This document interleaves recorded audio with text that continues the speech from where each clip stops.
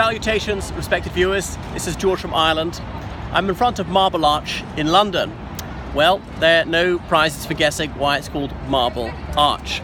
It was designed by the renowned architect John Nash in 1828, and it was part of the ceremonial entrance to Buckingham Palace, and that's where the state coach would go in and out on formal occasions.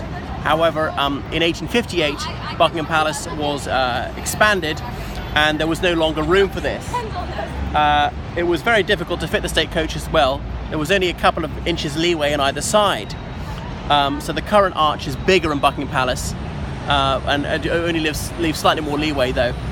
So you can see it's based on an ancient Roman arch. You can see the Roman centurion to the left, speaking to some woman holding the fasces, the bundle of rods, symbol that the lictors, these judges, would carry in ancient Rome. And it indicates that only the state has the right to put people to death. It would have a little, it'd have an axe in the middle, bundle of rods. Individually, they're feeble, take them out, snap them very easily. But when they're together, they're strong, unbreakable. Unity is strength. That's the message. Fascists took their symbol from this in the 1920s. But until the 20s, fasces were a very common symbol to see on all sorts of state emblems, whether of a monarchy or of a republic. A bit of a Roman trireme prow behind the centurion. Then you see these two angels with their wreaths. Who is that? Is that Poseidon up there? Or perhaps he represents old Father Thames? Odd to see, I think it's weed grown, this fabulous memorial. And there are various angels holding out their wreaths of victory. Then these two women in these Roman dresses. One of them's got the cornucopia, the horn of plenty, beside her. So this was in the middle of the traffic, more or less a roundabout till 1961. It's now on an island. You can get here through underground passages. You can also cross the zebra crossing, but it's a very busy area. Marble Arch is the tube station. Come hither. It's said to be the smallest police station in London. There is a door into it. There are also windows, and so at night you can see the lights on. I've never seen anyone going in and out, but it can be occupied if you come with me. So there are also flags around the square, the flags of all the European Union countries. So it's not a lovely spot. There's a bit too much litter. Very close to Oxford Street, which is the main shopping area of London.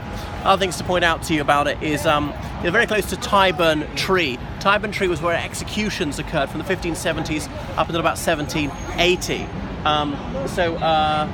It really was a tree in the early days. Later there was a mobile gallows.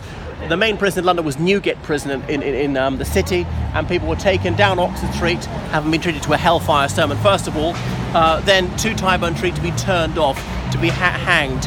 Just a slow drop, sometimes off a horse, off a cart pulled by a horse, and then left to dangle a couple of feet above the ground. No long drop to break their neck immediately and ensure instantaneous death.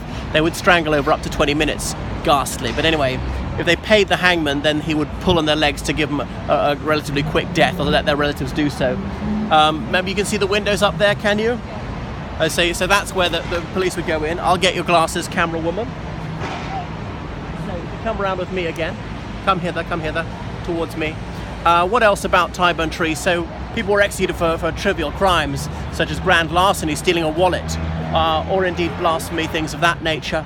And there were huge crowds. There'd be a carnival atmosphere. Sometimes people would be delighted to see a malfeasant put to death. Other times, not really. There might be sympathy for them. There'd be soldiers to make sure there was no rescue attempt or escape attempt. And there'd be speeches from the gallows, often of dubious authenticity, published and sold in great numbers. Or sometimes expressing repentance, other times not.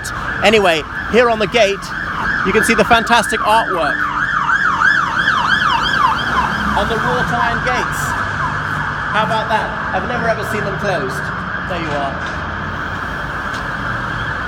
Look at the lion. And his horse is slaying a dragon. It's a bit like St. George with an ancient Roman or ancient Greek helmet. I thought they were supposed to be letters. Anyway, all sorts of floral motifs, and this majestic lion above. And it's precisely the same on the other side. You notice his spear has been nicked, and over here someone has not managed to purloin his weapon. I suppose meant to represent St. George, but there's no halo there. So blending ancient Greek mythology or ancient Roman mythology with Christian mythology. St. George, patron saint of England, but also he's a Palestinian, really. He's a patron saint of Egypt and of Russia and of soldiers. Anyway, this replaced Cumberland Gate, which was here previously, and indeed there's the Cumberland Hotel, acknowledges that. So this area is where there was a crossroads, a very important crossroads. There was a street that went to Colchester in Roman times. The Romans called it Camalodunum. Some people then think that became Camelot in mythology, and Arthur there was based on a Roman centurion, Arthurius, who in the 5th century BC was fighting the Anglo-Saxons and Jutes, invading Roman Britain. And the other street that went from here, which goes along Edgware Road, was Watling Street, went through St Albans, or Verulamium the Romans called it, all the way to Holyhead in Wales, dead straight for hundreds of miles, because the Roman soldiers didn't like to build any longer than they absolutely had to. Well, that's enough for Marble Arch.